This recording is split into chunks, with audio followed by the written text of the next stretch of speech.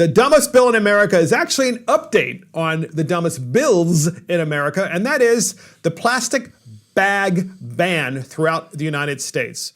So as you know, podcast listeners, we've had plastic bag bans in various states across the country. And then now we have, fast forward, the COVID-19 pandemic. And guess what's happening? Is governors across the country whose states have plastic bag bans are saying, wait a minute, we're going to suspend the local plastic bag bans and or the statewide plastic bag ban because plastic bags are actually very clean as opposed to reusable bags. So as part of a new order governing public health at grocery stores and pharmacies, Massachusetts Governor Charlie Baker said Wednesday he's lifting the state and local bans on plastic bags and is prohibiting, listen to this, is prohibiting shoppers from carrying out groceries in reusable bags. Oh, wow. Because from now on, reusable bags are prohibited and all regulations on plastic bags will be lifted, Baker said, according to CBS Boston. Stores are not allowed to charge for paper and plastic bags at this time. So Plastic's we've had a impervious. complete reversal of, the woke plastic bag ban saying, oh, by the way, they're actually clean and they might keep you alive. Yeah, they're impervious. Yes, well, and not to mention the reusable bags, you had to keep washing them, as you basically were alluding to.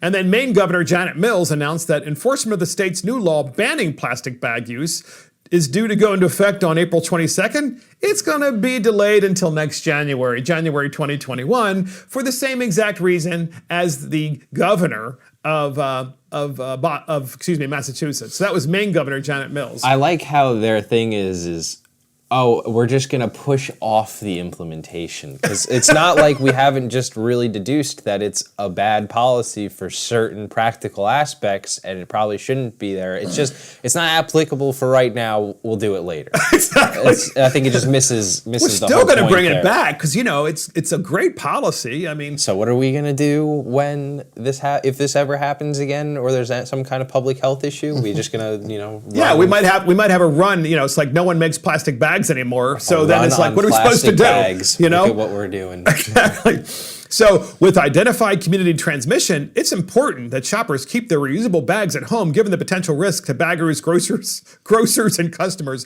said New Hampshire Governor Chris Sununu, who recently tweeted that.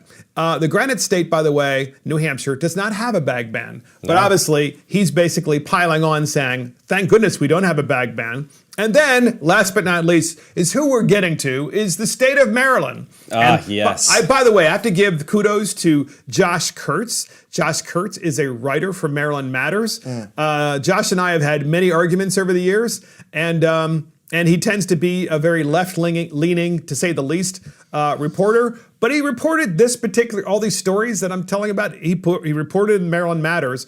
And here's my favorite of the plastic bag ban bills. Delegate Brooke Learman, Democrat, Baltimore City, the chief sponsor of plastic bag legislation that would ban plastic bags throughout the state of Maryland, said next year she intends to reintroduce